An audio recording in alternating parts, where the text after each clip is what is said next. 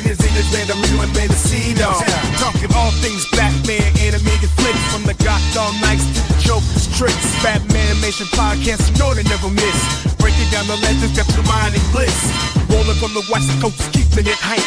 Bat signal in the sky, we're doing it right. Animated tales every single night. Not the city stories, got you feeling tight. Batmanimation is the show you gotta hear. Talking rap and dark night, crystal clear. From Martin to the back, kids, we got it all year. Batman on film, keep it in your ear. The Adventures of Batman, welcoming you to the new adventures of Batman.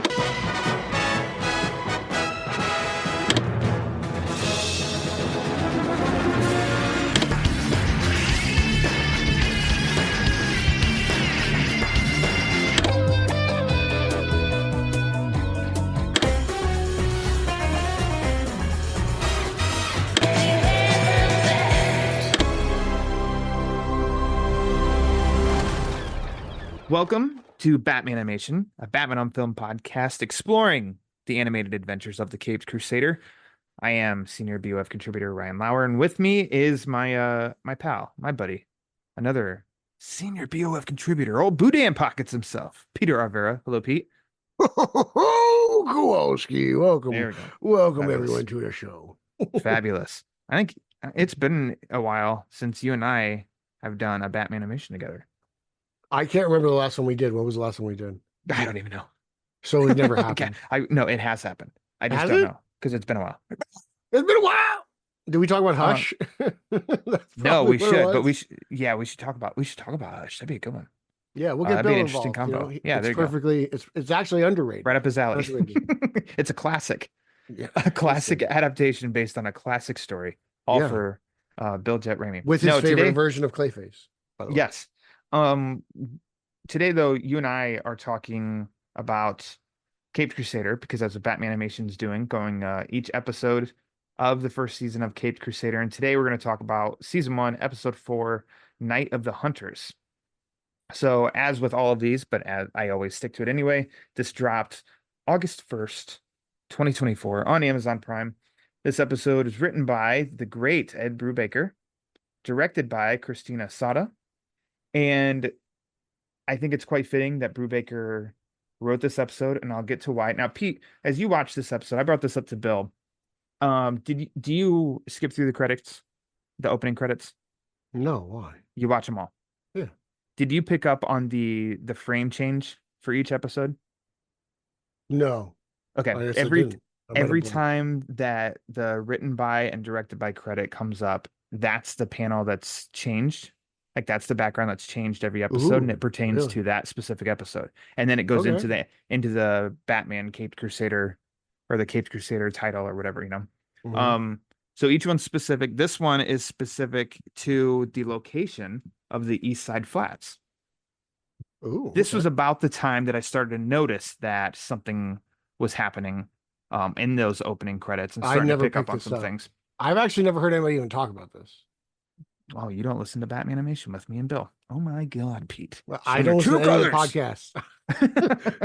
I'm not gonna That's lie. I true. don't even listen to my own podcast. So yes, no, it's like- true. 100%. I did not listen. Although to that would be great if you were like, I listen to everything I'm on, but I don't listen to anything from anybody else. No, I don't listen to anything at all. I don't listen to anything. So this episode, I think many will, it's quick to just be like, which episode is this? And you say Firebug. Because I think a lot of times with animation, it just comes to who's the villain in the episode. And that's like a quick refresher. Like, oh yeah, this happens, this happens, this happens. Mhm. This is the Firebug episode, not Firefly. So instantly had my, first you had my curiosity, now you have my interest. Or is it the other way around? The quote.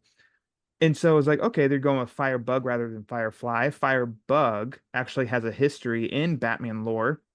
There's 3 in the history. This could be either a refresher or somebody can learn a thing or two.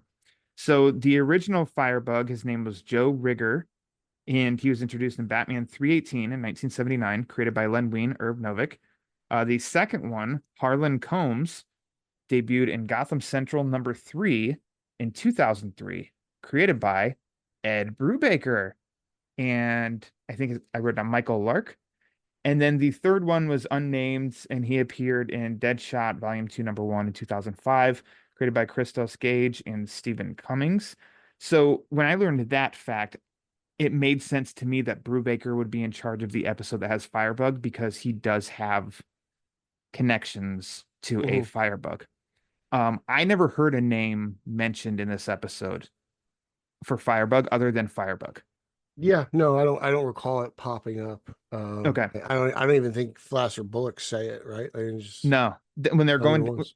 when they're going down, the walkway to the cells and Mhm. everything, they're just kind of listing what, this one's in for, what this one's in for, and they get to Firebug of what he's done, but they never mention anybody's names.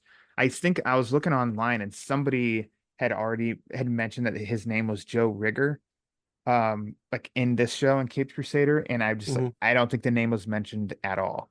And I Okay. just feel like with Brubaker being involved, the Gotham Central version is much more fitting to this than if you look up pictures of the original in Len Wein's story in Batman 318. That one's very comic booky, whereas Mhm. this one isn't. So there's your history on Firebug. I think Thank this you. is a building block episode. Okay. Builds on into 3 episodes before it and continues a trajectory for characters that's going to play out in upcoming episodes as well. Would you agree? Yeah. I specifically, I mean, we mentioned Software Bullock Say and it. Flash. Like, I think this is this is huge. Yes, The fact that Brubaker wrote this and it's about essentially the corrupt police force is no surprise. Like, let's be honest, agreed. right? Like, he's at his best when he's doing these kind of Crime. crime street level Hmm. stories, and this again, no surprise here. Uh, this is when I really discovered who Flass and Bullock were, and I think a lot of Hmm. people were kind of shocked at Yeah, this take on Bullock. To be honest, I don't know if a lot of people like it. I mean, I'm pretty sure they're not. They're on the internet, so I don't think they like anything. correct. But again, like I'm all for similar but different, and that's exactly where this Bullock kind of falls in line with. And I love there's something about this take on Flash. It's just really I love it even more than what I've seen before. I don't know why. I think it's because I get to see him in a fedora. Like, did in year one did he wear a fedora? I don't remember. He was a big guy. He at one point he was naked. Um, so I'm trying to Yeah, think. But I love this like dirty combination of Flash and Bullock. Together they're a lot of fun for me at least. I agree. So in a way, Bullock, I don't know what kind of name a Bullock is, but he almost to me kind of seems like, maybe a little, I don't know, would you say he's a little got Italian in him or something? He's Why is definitely that? got the accent when he's Does like, he? hey, the I, mumbo jumbo. He does that. I mean, Some talking to I don't know. mumbo It's an jumbo. Italian accent, but he He's he got a sounds Northeast accent in him. sure if you want to call it that. Sure. Okay. But he's got some, I mean, as we've seen so far too, I don't think that you just think this guy is a massive threat. I think you'd mentioned on an episode, I think with Bill, maybe it's one with you, Bill and Javi, talking about this show, and you said, was it like Bullock wasn't all bad before or something? You don't think No, at he one point he was? was like a bumbling idiot. Yeah, At one point he was like a huge film buff. So like, I mean, my again, B-Taz, huge inspiration on me. What sure. not? Let's just get away. Not expecting this to be B-Taz. But that's kind of where my idea of Bullock came from. Kind of good cop, anti-Batman in a way. Yeah.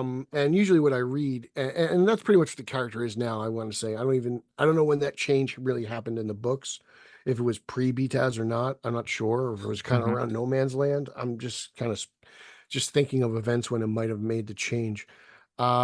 So, and Bullock's always, he's a character I always feel like we kind of lost out on in live action. I agree. I think he's a very easy character to throw in there at some Do you point. do you remember the Um, lead up to Dark Knight, the rumor mill? It was all fan speculation, but like Gandolfini as Bullock in Dark Knight. Do you remember seeing no, I that? don't remember. I You don't never remember saw that that. one. Thank Oh, I God. do. Yeah. And I couldn't shake that. That to Yeah. me just felt so freaking like Mhm. perfect. And maybe it You was know, too perfect and that's why it was never ever explored or anything. But yeah, I totally agree with you of missing out on Bullock and film live action. Although the first season I watched of that show that must not be named, I didn't think that guy did too bad, but that wasn't what I wanted oh from yeah. Bullock. Thank you for reminding me of the most putrid thing that ever Yeah, you I didn't associate say with it. Batman. I didn't name it. I didn't name it. I totally forgot about that piece of burning crap until you mentioned it. Oh, Um, but yeah, so I still think even in this episode, you see moments of kind of a little bit of humanity from Bullock. oh yeah. But he still is almost like he's not confident. He's definitely following the lead of his partner, Flass. And I think, and I'm with you of like I like the combination of the two. I do like the characterization of them both. Flass, I think, is more menacing and a prick. And I do like that because I think that creates good uh Because we've good story seen beats. we've seen the opposite. We've seen Flash go against somebody he can't handle, right? And Yeah. Gordon, he can't handle Gordon. Hmm. Gordon is just a better person, a better cop, a better fighter, a better everything, right? And Yeah. Gordon takes him down. We all know that. And we've seen that twice, three times, I guess you want to just differentiate book from animation. So we've seen that. It's cool to see it the other way. It's cool to see Flash on top. I've never, like it was one of those things, like just seeing Flash and his ability to manipulate people. Like like pre-begins, you're always kind of curious, like what Flash is doing. He's always like, hey, guys are wondering when you're going to get taste. Like he's always trying to influence Gordon and trying to get him to turn, and Gordon never does. So it's cool to see Flash in control, manipulating Bullock, and by season's end, you really kind of see, I think, Bullock start to turn the corner. Like he kind of sees the light Yeah. at the end of the tunnel. Obviously by the time Two-Face pops around, but in here he's fully manipulated and in control. He's Flash is running the show. Hmm. And it's Absolutely. interesting, because usually Bullock, from what I remember, from not what I remember, but growing up, Bullock's always been headstrong. Yeah. The cops, he's a little abrasive. I feel like most of the police force usually respected Bullock for the most part. Like he always seemed like Gordon's number two, number three. You want to rank Montoya, in that ranking or some point, you know. And he So had a soft spot for Gordon and Montoya. yeah, Everyone else, he was always a bit more like, aggressive. tough and yeah, aggressive, exactly. Mhm. But those two were definitely he could feel like were his allies and his partners. So, And Foley never made it to the animated show, right? mm, Foley's only in no, I don't. Rises and I believe No Man's Land. Foley Yeah, had a big part too. Like he was another cop. Like I'm just thinking like of officers that stick out. Foley was sure. another one. Um, so I just think, and you and we're focusing on these two right now because I think this whole episode revolves about around them, but in an indirect way.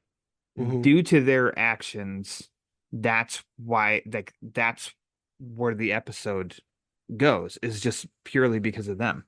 Hmm. It starts at the beginning, getting I think it's a really cool cold open of like an old school TV, and we're watching an old school TV as they're asking citizens of Gotham about this Batman character. And then it's a quick press conference between Mayor Jessup with Gordon behind him and members of the press. And member of the press, because it's all connected, Peter, Fleischer's Lois Lane, front and Yep. center. I mean, she's no Oswaldo, I'm like I'm thick, if you know what I'm saying. But yeah, she's there. That was a cute little nod. It just Projecting right behind her, like behind her, red hair. I mean, it's got to be Jimmy Olsen as well. so But yeah, I mean, eagle-eyed fans right away wanted to believe that, and then you look at it and pull it up. It's like, yeah, they knew what they were doing. If it was confirmed or not confirmed somewhere, I missed it, but it's pretty obvious. It's Lois Lane. so So thank you for that, obviously, guys. season two, Superman's going to be in Gotham City. So, can't wait. Yeah, But I'm excited. I Batman versus enjoy Metallo. outside after the opening credits. I think we get some fun year one nods Mhm. because there is a what do you want to say, like a briefing. Yeah, it's like almost like a task force briefing there at GCPD about Batman. Mhm. And on the board that I really like, it is like nods to Detective 27 and early Batman comic books of BAT-man, spelled that way rather than just one word. And then also like that iconic shot from the panels of like Batman on the Mhm. roof. That's Yeah, one of their pictures that they you have on know, the board as well, which is really cool. actually, what I like is which is actually seen just before that. The opposite side of the Flash Bullock discussion is the Gordon and Montoya convo that Oh they yeah, have in yeah, the yeah. office. Yeah. Gordon really interested in rooting out the bad cops and still doesn't trust Batman as yet. right? And just him and Montoya kind of just doing the opposite of what Bullock and Flass are doing. You know, it's cool to see him trying to root out the evil. Because I feel like it just. I don't really let's see, BTAS, he's already established as commissioner, if I'm not mistaken. He's already got his guys, right? Like Yeah. I don't think the police force is corrupt in BTAS ever at any point, right? Am I missing No, anything? I agree. Like it opens up with them kind of like Batman still, they don't know what Batman is, but no Mhm. signs of corruption. Yeah. So I do find that interesting and different, and I like that a lot too. Again, Sure. differentiating it from BTAS. Yeah. And So again, we get my a little sorry. Babs. Yeah. Who again, you and I have talked enough off mic about we really like this whole season, like this characterization of Barbara Hmm. Gordon. Like I Hmm. think they did a really good job of setting her up for wherever they may want to take her for the next season. Yeah, It's a good character. I think she has. I think Barbara Gordon has come to a fork in the road, and she's just got to take it. Yeah. Like either way they go, I'm really Sidekicks are excited. coming. But I Bat got my, family, I'm Caped hoping. Crusaders. I'm not saying all that, but I mean, I'm excited for a little background. I always find it interesting, if they do a sidekick, which one would pop up, and the fact that they lean so heavy on Barbara Gordon, They might you go know, the Batman route, animated show, where they go Batgirl before Robin. If yeah, sidekicks are ever introduced, I think yeah, you and I aren't sitting there saying like, "Where's the sidekicks? Hurry up!" It's they've done a good job setting her up. That if that's a route they do go in season two, I think it's justified. They built her up enough that it would they've work. teased me with enough sidekick like homage. Like, to be honest, like we got an episode where like every Robin popped up, That's but they true. weren't every Robin. Yeah, Like, give me a break. So you've been planting the seeds in my head to begin with, so I don't want to hear it. yeah. Back to the year one nods because I guess I never even mentioned those in this Yeah. briefing. Uh, I thought so. I don't remember who's in the front. Is is it Montoya in the front talking? I think so. And she makes a comment at either Flass or Bullock, but it made me think of Gordon in the briefing in year one when Hmm. he calls out Flass something. And then also the like what follows this scene is the staged incidents to try and capture Batman, to try and trap I love Batman. those. And that's full on out of year one Mhm. in my eyes. That's instantly Yeah. what I thought. And I thought it was done. And I also really like how Batman's there, but they don't see him. And he's way too smart to fall for it. To where even the third time he grapples both like two of the cops and hangs them from a light post and then takes off. It's just like he's done with this nonsense. Uh Harley Quinn, or quick shout out to Corrigan, is one of the officers there in GCPD. Mhm. People know who Corrigan is. Doesn't have a lot to do in this, but he's mentioned. Hey y'all, it's Bill Ramey, founder of Batman on Film. Let's take a quick pause in this podcast for these words from our sponsor.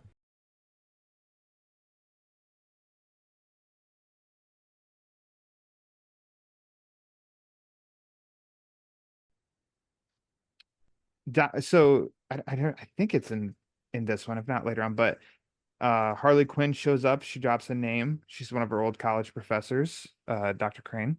Ooh, Peter. is Um, that is it what? foreshadow? Foreshadowing. No. Um, let's see. So Can I I tell s- you one of my other favorite scenes in the movie? Just kind you of can. spitballing here. Uh, it's like, oh, the engine isn't working. Oh, we Yeah. should both go out and look at it. Let's Yeah. forget to lock the doors. It's a shame if Firebug left and stole his suit on the way. Oh, look, let me go down there and fix this lug nut. Like, I don't know if that's whatever. Just like, it's Yeah. just like, Really selling it. it was amazing to And then watch they've Flash and Bullock at work. and then Flass and Bullock pull a Billy and Stu from Scream and they start punching each other, like we gotta make him look real. You hit me with the phone, Dick. Yes. My mom and dad are gonna be so mad at me. That was great. That's the best one. No, I think that's like that was funny and that was gonna be like, oh, what are they like?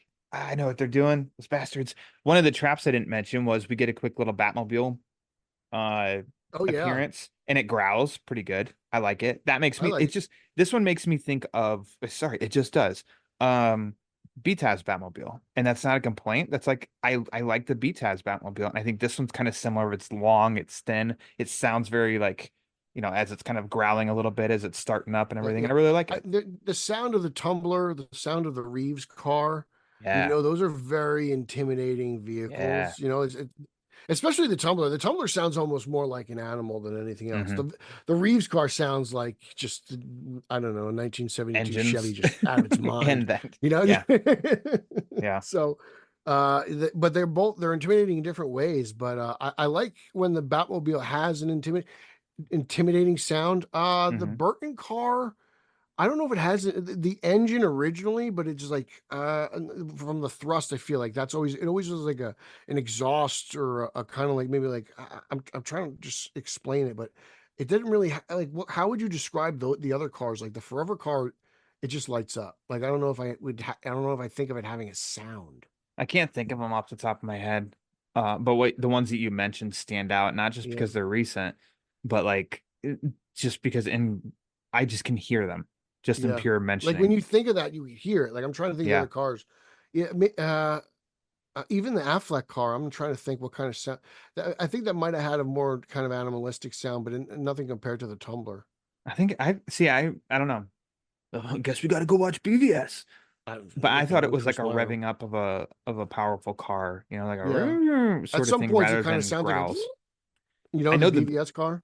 Yeah, I know the bat in Rises, and one of the special features on that, the editor was talking about coming up with the sounds, and he was doing like lion growls I and like it. I was like, bear roars and yeah. blending all that together. So that the growling part, it totally works. It makes sense. I meant to say, so the Montoya and Gordon thing that you mentioned, Gordon mentions the Narrows. hmm So well I done, love that Nolan the Narrows has trilogy. become a thing. I really Yep, do. me too. It's one of Yeah. my favorite things that have been adapted into Batman lore. I agree. Um, the essentially, so back to Bullock and Flass, they they're on this. They see an opportunity here with this task force. hmm Gordon's not getting it done. Batman actually, sneaks into the briefing room to check out everything that's pinned on him, and him and Gordon have an interaction. We were teased that by I think by a still before the show came out, and this is one where Gordon's just damn it, and then starts shooting his gun at him.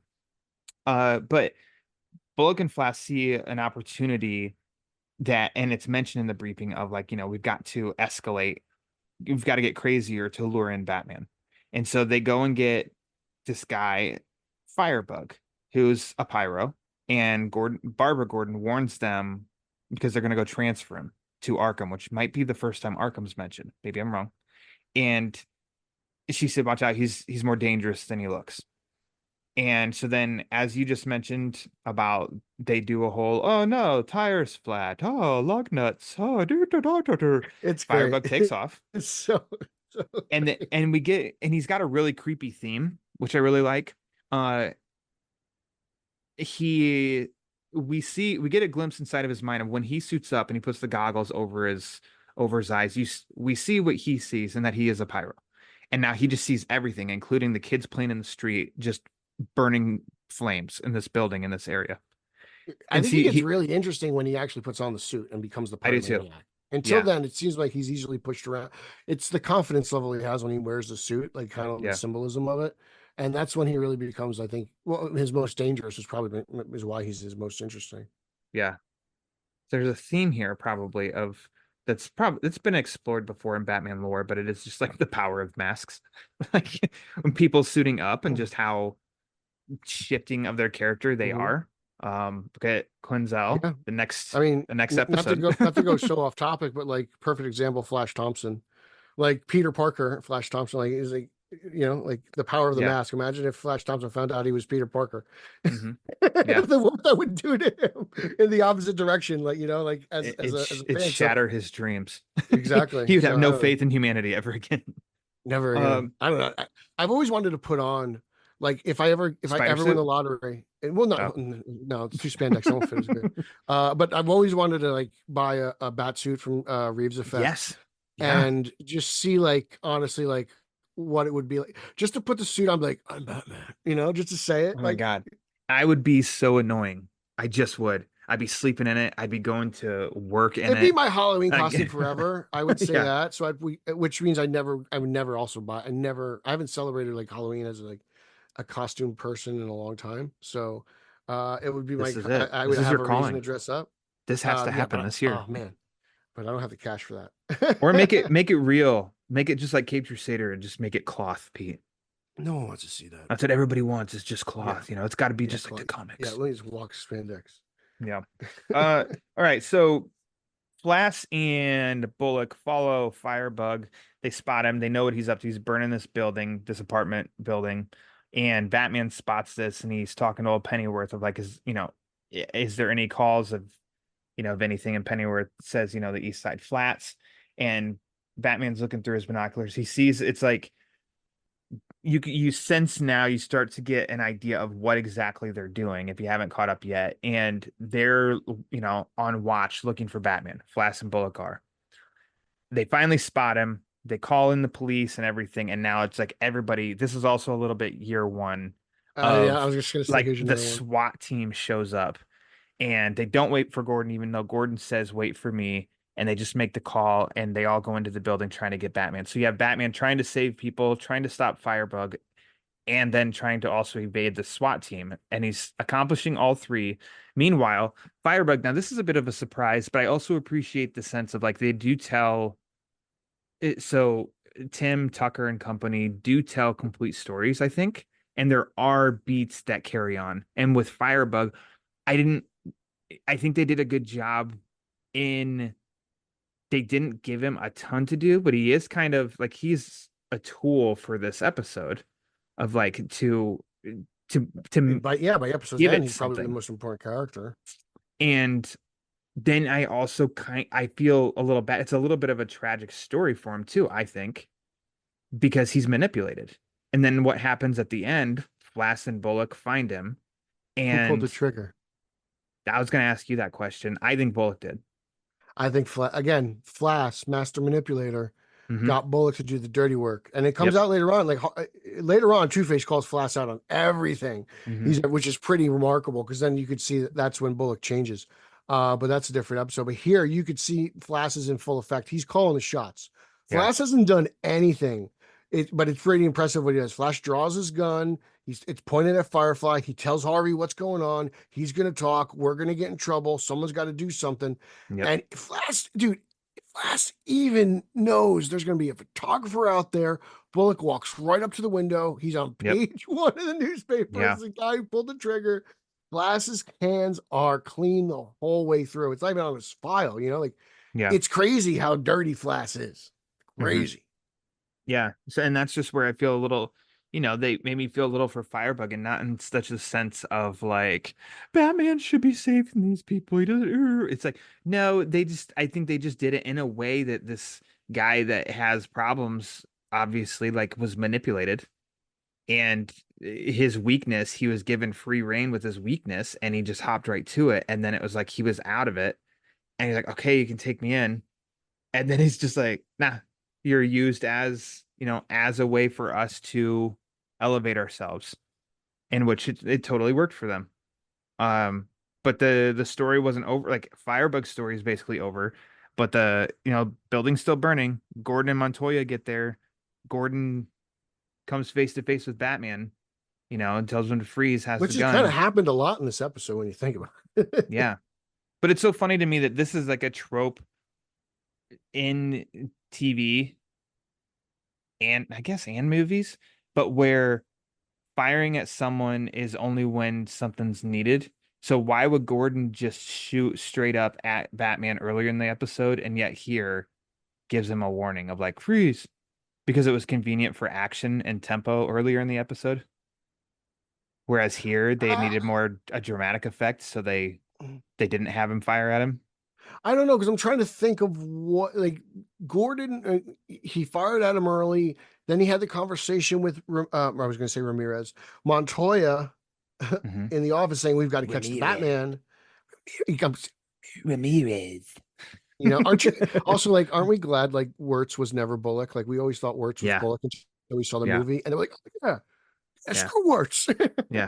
He had it coming. That guy. But and he had the conversation with Montoya, and then nothing really happens until I'm trying to figure out like, was there an instance where we saw Batman do something that maybe Gordon has someone gained a little bit more trust in him, or if maybe you're right, it was just done for an action tempo pacing type deal. I equate it to, I remember watching Arrow, and it would be like Arrow and his team, they go running into a warehouse where the bad guys are, and everybody's just got, automatics, and they're just firing like crazy trying to hit them. And then it's like Arrow and his team are right out in the open, surrounded, and all of a sudden nobody's shooting anymore. And it's just like, this has become such a trope, especially on that show, but it's just like a fresh example in my head. So here it's like Gordon sees him just start shooting. And then later on, it's like, okay, you got him now. You could flat out shoot him, and you don't. Granted, it's a good thing because Batman slowly Why do turns you want around and he's Batman to holding the die? kids. Why do you want I Batman don't. shot? Shut your damn mouth. And but he turns around and he's got the kids. And so now Gordon I don't know, it's like it's kind of like earlier where Batman Montoya sees a side of Batman, but it's not like all of a sudden she's flipped. And just like, oh, Maybe it has something I'm to do such with a just fan of being out in yours. the public. Gordon doesn't want to see somebody. I don't know, cops just crazily Maybe. shoot. I don't, But they work together. Bullock did just shoot somebody that fell out a window, so I don't know if he's Sure ready. did. So, but then again, they don't explain that. That's us trying to figure it out post game. So it's a little flaw on them. Oh my God, we criticized. Oh, we hate it. Dare us. We're not fans of the show. We're not We hate fans. it. Burn it down. You guys are just. It wasn't enough to distract me. It's just like I've told you of like once you see something, you don't unsee it, and then it can just sit on you and bug it. But with this, I do like that we get our first taste of Gordon and Batman working together as they save the rest of these kids and get them out of the burning building. And then when he turns around and Batman's gone. Classic Batman. Love it. Always disappearing. They're only copying the animated series when Batman did that. Okay, great. I don't care. Shut up. Yeah, I don't care. It's a I Batman. think I'm having fun. Go away, asshole. And a nice cap to it all is, that we thought, okay, these guys, Flass and Bullock, they're in Gordon's office. They're gonna get what's coming to them, and then phone rings, and it's the mayor, and he's like, and he's all about Flass and Bullock, and be like, I want them to be the head of the task force. But hey, you saved some kids too, Jim. So we're gonna keep you on for now. And it's just kind of like, oh no, oh boy, who do you think you are? what the hell's going on here? And that is, in a nutshell, Night of the Hunters. So up to this point, disregard the rest of this first season, Pete. How did you feel about this episode? Like first time going? I like this one a lot. This one was and this is one of my favorite episodes of the season, to be honest with you. Yeah. Easily. I don't. And it's all because of Flass and Bullock. Mm-hmm. Yeah, I was gonna say I don't think that Firebug is necessarily like he's an all-timer of a villain. He's kind of he's used really, really well for an episode that's almost like spread out in its duties. It makes me glad it's not Firefly. I don't want Firefly to die, but Firebug can die. Yeah, and I think in a weird, twisted sense. Like honestly, I don't know that a lot of people even know that there is a character called Firebug. They think they would just like assume that like, oh, they just wanted to be different, so they changed it from Firefly to Firebug. And it's like, well, no, there's actually a character named Firebug. But yeah, I think overall, like, yeah, that's like I said earlier, like this is a good building block episode. It's got, I mean, everybody shows up in it at some point. Even Dent shows up really briefly, but we get his mug. We learned that Dr. Quinzel has history with Montoya and Babs. So that's going to play into, the next episode. But none of it feels like it's a totally unresolved episode by the end either. I think it's just a good, solid 26-minute episode by Ed Brubaker. This feels vintage Brubaker to me, honestly. Like I don't know. I'm thinking like, it just feels a lot with his like Gotham Central, Daredevil type stuff, just crooked cops and just street level. It's a very refreshing thing, because I feel like I haven't read Brubaker in a very long time. Like anything, you may have read something more recent than I have. I read a lot of his and Sean Phillips comics that are not superhero based. They're original. I'm thinking of his superhero stuff. I don't think I've read something superhero from him in a very long time. which means I probably have to reread some stuff. But yeah, it was nice. I was like, ooh, I remember this feeling. So we've given a lot of credit to Brubaker, director Christina Sada. She did 4 episodes of this first season. She did the first episode in Treacherous Waters with your girl, Oswalda. She did this What a one. babe. She does episode 7, Moving Target with Onomatopoeia, and then she does the season finale, Savage Night. So she did some good ones. Okay. She did. I'm done. So there you go. Pete, what was your favorite part of this episode? Gotta ask. Man, it's gotta be Flass and Bullock letting Firebug steal, you just exit out the The car. car stuff. You know, it's basically whenever Flass and Bullock are just doing something dirty. Mm-hmm. What would mine be? It's like I do like the quick kind of man. I think I really like the quick montage of traps that Batman's too smart for. I think That's good stuff. there's 3 or 4 of them, you know, and the last one is the Batmobile, I believe. Yeah, good stuff. I like it. I feel there you bad go. for Montoya. She's Neither trying. She's She's trying. She's trying. Batman's too smart for him. That's why he's the Batman. That's why he's the Batman. All right. Let's put a bow on it. All right. Let's burn it down. Let's put out this fire, Pete. Okay, Fire, bro. Pookie, let's burn this motherfucker down. Just do Pookie. That was Pookie? from Harold and Kumar. Yeah, that's right. Yeah, Anthony Anderson. Anthony Anderson. All right, Pookie, That- let's burn this motherfucker down. That White Castle they tried to go to in New Brunswick is now closed, sadly. That's too bad. It's That's too bad. yeah. I always, if we ever go buy one, I always say to my lady, I'm like, hey, we could get some White Castle. We end up not getting White Castle. We actually in It's a damn Chicago shame. after we went and saw the Home Alone house after a snowstorm. It was very late on a Sunday night. And as we were coming back through, went by White Castle. And I was like, I'm hungry. Let's do White Castle. And the guy in the drive-thru, we're talking, it was like 3:30 in the morning. And the guy in the drive-thru, we said, like, this is my first time I ever had White Castle. And he was so happy. Like, he was giving me the biggest honor of all time. And it was, Thank you. But I did it. And that's all that matters. It's amazing. I love White Castle. Next episode, season 1, episode 5, The Stress of Her Regard. Harley Quinn, a banger of an episode, if I may say. I really like this one. That's probably going to be the next one in Batmanimation. Who's going to be on that episode? I don't know. So stick around to find out. But I think Haas and Wado need to step on a podcast. I think. Yeah. they do something. Couldn't help but notice you didn't say Kowalski, but I'm just kidding. I think we've all heard enough of Kowalski. I think I'm doing you all a favor there. Pete, He's go on ahead. Twitter. Want to see his insanity? There you go. He's firing from the hip. J_Rocca for Justin. For me, at Yes, Pete fuck away. Illustrated on Twitter, Instagram. If you like news, straight out of Gotham, straight_O_G. If you like Spider-Man, at Spidey Coalition. I'm all over BatmanOnFilm.com and Batman on Film YouTube, blah, blah, blah. And if you like Batman comic books, I am on Brian Lauer's The Batman Book Club once a month. So, there you go.